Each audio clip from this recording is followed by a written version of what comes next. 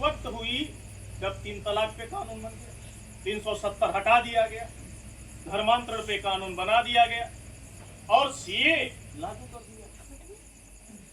BJP को बहुमत लोकसभा के अंदर 2024 से लेकर 2014 से लेकर 24 तक रहा। अभी बैसाखी वाली गठबंधन वाली, यानी बहुमत की गवर्नमेंट 10 साल तक रही। अभी अल्पमत की गवर्नमेंट है, बहुमत की नहीं है। 10 साल तक बहुमत की गवर्नमेंट रही, लेकिन बीजेपी को बहुमत लोकसभा के अंदर था, राज्यसभा के अंदर 2014 से लेकर 22 तक नहीं था।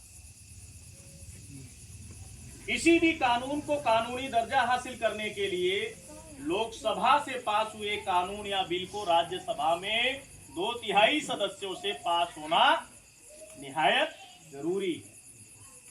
तो जब बीजेपी को राज्यसभा के अंदर 22 तक बहुमत ही नहीं था, जब गौर करने वाली बात है, आंकड़े उठा के पढ़ो, जब बीजेपी को राज्यसभा के अंदर 14 से लेकर 22 तक बहुमत ही नहीं था, फिर 370 कैसे पास हो गया, हटाया गया भाई? सीए कैसे लागू हो गया? 3 तलाक पे कानून कैसे बन गया? कुछ तो वजह थी। हमारे यहाँ गांव में एक कहावत कही जाती है कि इतनी छोटी लोहे के कुल्हाड़ी की कुवत नहीं है कि इतने मोटे दरख्त को काट पाए। जब तक उसी लोहे के कुल्हाड़ी में उसी दरख्त के डाली का एक हिस्सा कुल्हाड़ी में बेंत का हिस्सा नहीं बनता, तब तक मोटे से मोटे दरख्त को काटा। कुछ लोग हैं जिनको 75 साल से हम दूध पिलाने का काम कर रहे हैं, जीन आस्तीन के सांपों को। जब हमारे खिलाफ पार्लियामेंट में, संसद के अंदर, राज्यसभा के अंदर हमारे खिलाफ कानून, चलो मुसलमानों के खिलाफ पास होता, मत खड़े होते, बात समझ में आती। संविधान के खिलाफ जाकर कानून बनाए जाते, उस वक्त तो खड़े होने चाहिए। ये सारे कानून संविधान के खिलाफ जाकर बनाए गए। आज इस देश में इन तमाम मुद्दों को लेकर हम लोग लड़ाई लड़ रहे हैं। जब सीए एनआरसी लागू किया गया, उस वक्त 29 जनवरी 2020 को भारत मुक्ति मोर्चा और बहुजन मुक्ति पार्टी के लोगों ने भारत बंद करने का काम किया। हो सकता है सोशल मीडिया के जरिए, हो सकता है आप लोगों ने मीरापुर, मुजफ्फरनगर में खबरें देखी हो, बंद किया गया। नुपुर शर्मा ने जब नबी के शान में गुस्ताखी की 2022 में, 25 जून 2022 को पूरे देश भर में, ऑल ओवर इंडिया में देश की एकता को, अखंडता को खंडित करने वाले इस ताकत को रोकने के लिए ऑल ओवर इंडिया में ज्ञापन देने का काम किया गया। राबिया सैफी के साथ जब दिल्ली में दरिंदगी करके हत्या कर दी गई, त्रिपुरा में जब 21 मस्जिदें उस दौर में शहीद की गई और गुड़गांव में खुले में इबादत को लेकर मामला खड़ा हुआ, तो देश भर में आंदोलन किया। अभी रामगिरी महाराज और गाजियाबाद में जो आरएसएस के नफरतवादी फैक्ट्री से निकला हुआ वो संत है, जब उसने बयान दिया तो पूरे देश में मात्र 2 शख्सियत का बयान, एक वाम से भारत मुक्ति मोर्चा के राष्ट्रीय अध्यक्ष वामन मेश्राम जी का और दूसरे ओवैसी साहब, तीसरे का कोई बयान नहीं है। अगर विरोध करते, जिनको हम अपना नुमाइंदा मान रहे हैं, जिन पार्टियों को अपनी पार्टी मान के ताकत देने का काम कर रहे हैं, अगर गलत हो रहा है तो तुम गलत कहो ना भाई, गलत को गलत कहो ना। तो गलती करने वाले लोग रुक जाते, बेलगाम नहीं होते। आज वो बेलगाम इसलिए है क्योंकि जिनको हम कायद मान रहे हैं, जिनको अपनी तंजीम और पार्टी मान रहे हैं, वो आज उनके साथ खड़े हैं। कोई सीबीआई और ईडी के डर से खड़ा है, कोई डायरेक्ट खड़ा है। एक सांपनाथ है और एक नागनाथ। सांप डसे तो भी मौत, नाग डसे तो भी मौत। और किसी भी कौम की शासन प्रशासन में नुमाइंदगी बेहद अहमियत रखती है। आप ऐसा मोबाइल आपके पॉकेट में होगा, एनसीआरबी की रिपोर्ट बताती है, नेशनल क्राइम ब्यूरो की रिपोर्ट बताती है, ऐसा मैं नहीं कह रहा। नेशनल क्राइम ब्यूरो की रिपोर्ट बताती है उत्तर प्रदेश में आज जो कैदी बंद हैं उसमें हर चौथा कैदी मुसलमान है।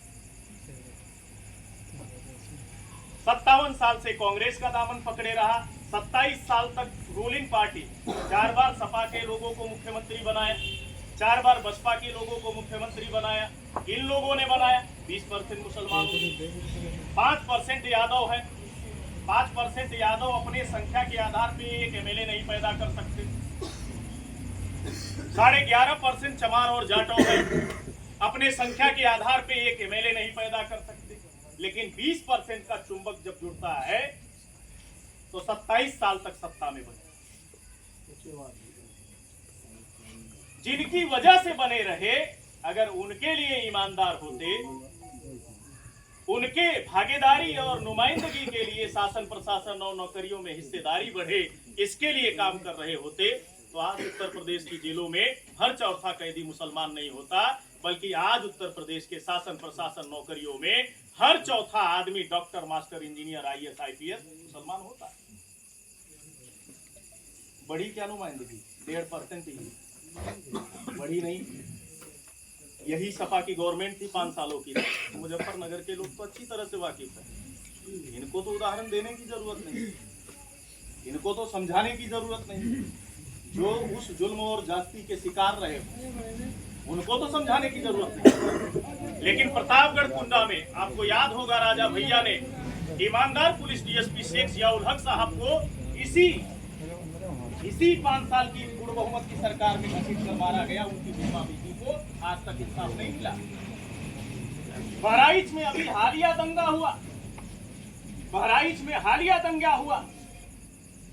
मिश्रा के पत्नी को 50 लाख का चेक देने के लिए पहुंच गए, लेकिन जो मुसलमानों के, बेगुनाह मुसलमानों के घर और मकानात तोड़ दिए गए, दुकानें जला दी गई, कारें और मोटरसाइकिल जला दी गई, उनके आंसू पोंछने के लिए, उनके हिमायत में खड़े होने के लिए कोई भी नाम निहाद सेकुलर पार्टी का नेता नहीं है।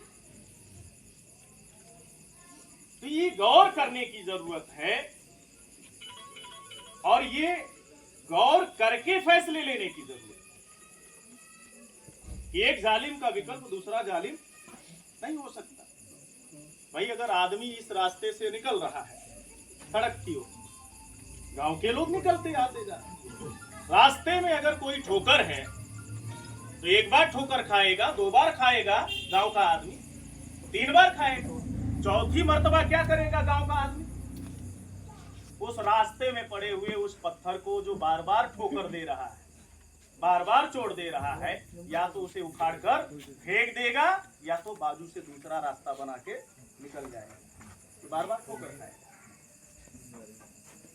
अल्लाह के रसूल हदीस की रवायतों में फरमाते हैं कि अगर कोई मोमिन है, अगर एक बार किसी बिल से डसा गया तो सही मायने में मोमिन है, तो दोबारा उसी बिल से नहीं डसा जाए। हम 75 साल से डसे जा रहे हैं, बार बार डसे जा रहे हैं। कौन सा सोचने समझने का नजरिया है भाई? तो मैं ये अपील करने आया हूं कि किसी का साथ देना है, लेना है, मुद्दों के आधार पे दो भाई। अभी हालिया चुनाव बीता ना 2024 का, 2024 का चुनाव बीता, तो 2024 के चुनाव को आप लोगों ने देखा, आप लोगों ने वोट भी किया होगा। इंडिया गठबंधन को सारे लोगों ने वोट दिया, हमने भी वोट दिया, अलहदा वोट दिया। लेकिन गौर करने वाली बात है, मैनिफेस्टो पढ़ा आपने? हो सकता है इस गांव के किसी भाई ने देखा, इंडिया गठबंधन का जो मैनिफेस्टो था, देखा क्या आपने? पढ़ा हो? देखा ही नहीं, पढ़ा ही नहीं। मैंने देखा, पढ़ा, तमाम और भी लोगों ने देखा होगा। हो सकता है आप लोगों की नजरों तक आया ही नहीं होगा, उन्होंने मैनिफेस्टो का पर्चा बांटा नहीं होगा, ऐसा भी हो सकता है। उस मैनिफेस्टो में सिंगल मुसलमानों का कोई मुद्दा था क्या? मुझे बताओ। तो कुछ लोगों को मैंने सवाल किया, बड़े पदों पे दिग्विजय सिंह जैसे लोगों को सवाल किया। 31 जनवरी के दिन जंतर मंतर पे ईवीएम के खिलाफ सबसे बड़ा प्रोटेस्ट किया। ईवीएम मशीन चोर है और चुनाव आयोग चोरों का सरदार है। दिग्विजय सिंह आया, वामन मेश्राम जी से मिलने। उदित राज आया, जो बीजेपी से सांसद था, अभी कांग्रेस में गया, आया, खुलेआम बातचीत किया। हमने कहा मैनिफेस्टो में तो कम से कम एक आध मुसलमानों का भी मुद्दा रख लेते, जिसकी वजह से तेरी पार्टी राष्ट्रीय पार्टी अभी तक बनी हुई है। तुम्हारे बिरादरी 3.5% ब्राह्मणों की वजह से राष्ट्रीय पार्टी नहीं बनी हुई। ये भारत के 18% मुसलमानों की वजह से राष्ट्रीय पार्टी बनी हुई है। उनका भी एक आध मुद्दा रख लेते, वोट तो चाहिए, कम से कम मुद्दा तो रख लेते। हमने कहा वही मुद्दा रख लेते। जब जुनैद और नासिर की हत्या हुई, उन्हें जिंदा जलाया गया, तो आपको याद होगा कर्नाटक का चुनाव होने वाला था, और ये जो लाडला है पप्पू, जो भारत जोड़ो यात्रा निकाल रहा था, उसने जानते हैं क्या कहा? हमारी सरकार अगर कर्नाटक में आएगी तो हम बजरंग दल पे पाबंदी लगा। सुना होगा, टीवी पे खबर भी आई थी, हमारी सरकार आएगी कर्नाटक में तो हम बजरंग दल पे पाबंदी लगा देंगे। दूसरे दिन मैं लाइव आकर फेसबुक पे बयान जारी किया, और अपना जो यूट्यूब चैनल है उस पर जो है उसको अपलोड किया गया। जो अपना अखबार है दैनिक मूल निवासी नायक, बहुजनों का बहुजन भारत, उसमें खबर छपी।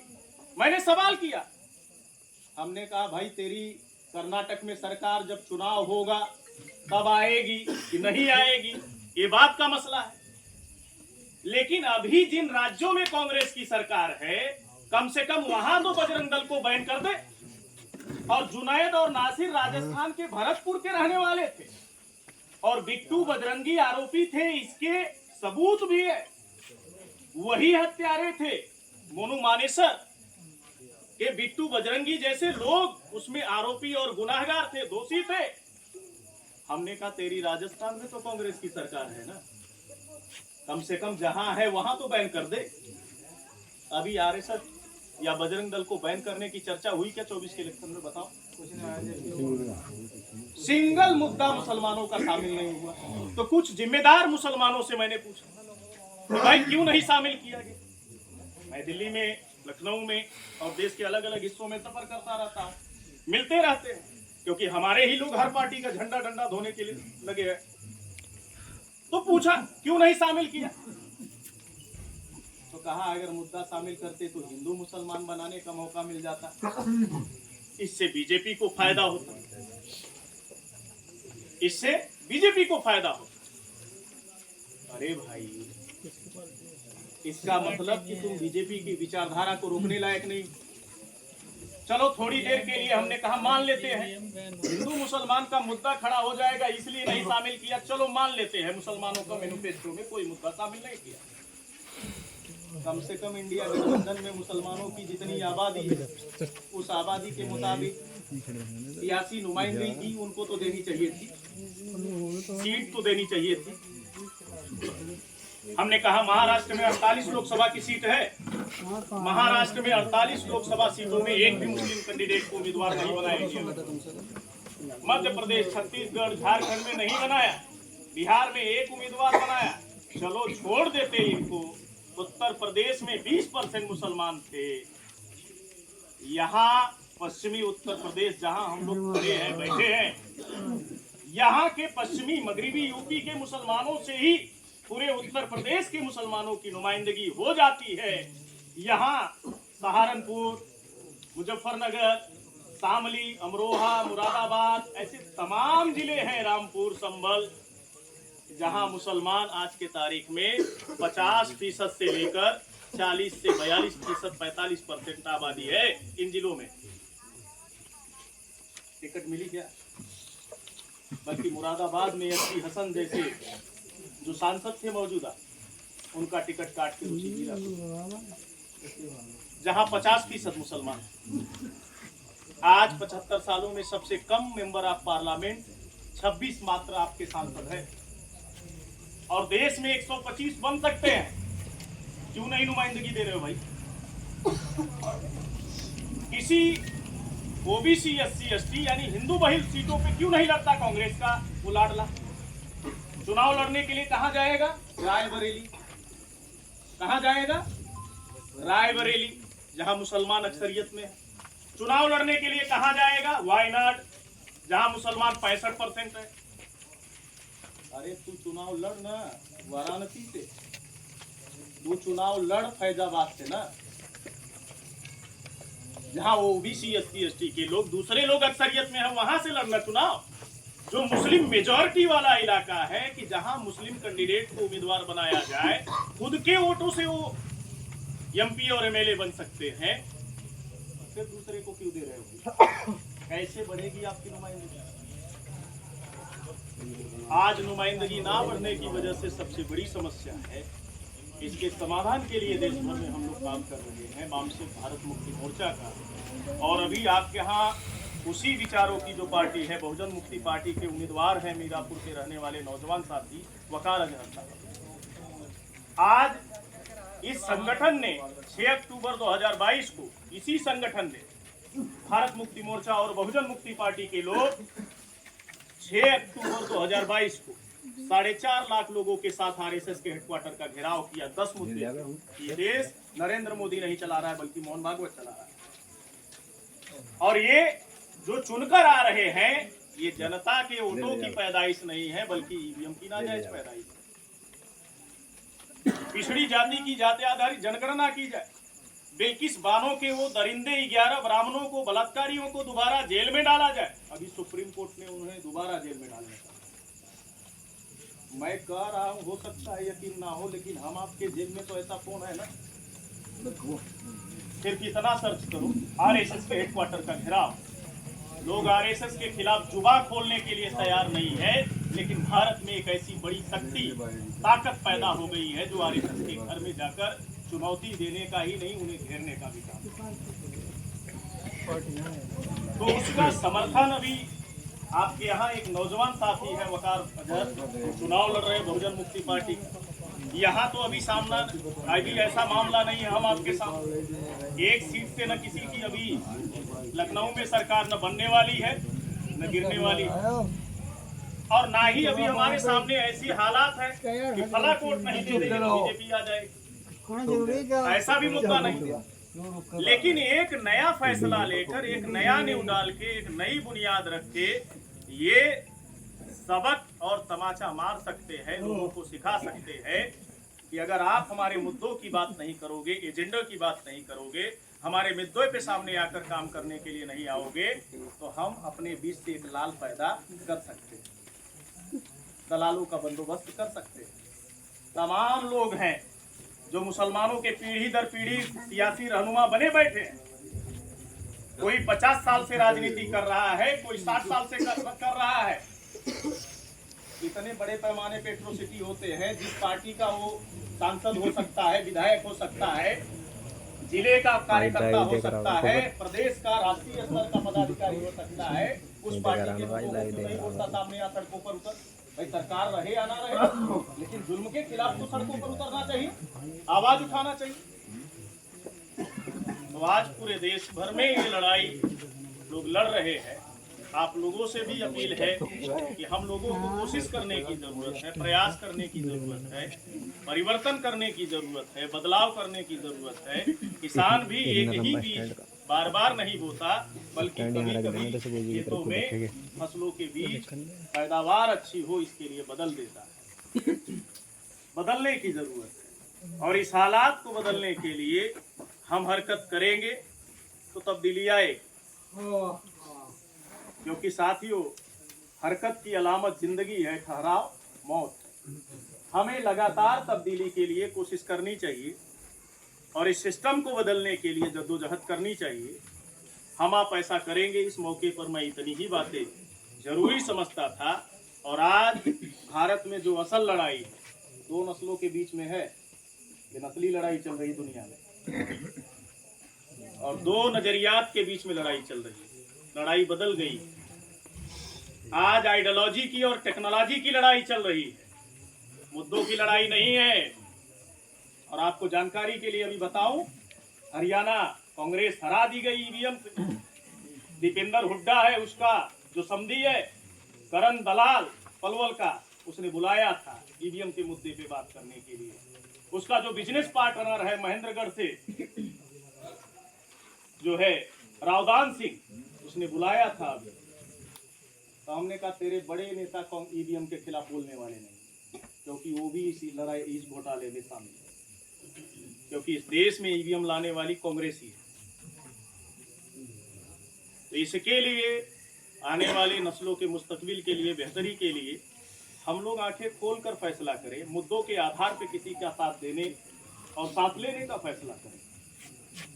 और जद्दोजहद अगर हम कोशिश करेंगे तो तब्दीली आएगी इंशाअल्लाह।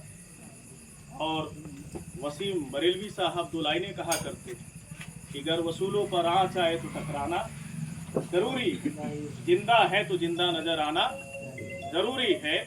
और हम ही लोग इस देश के मूल निवासी हैं, तमाम मजलूम ओबीसी एससी एसटी के लोग इस देश के मूल निवासी हैं। डीएनए ने साबित कर दिया भारत में कौन देसी और कौन विदेशी है।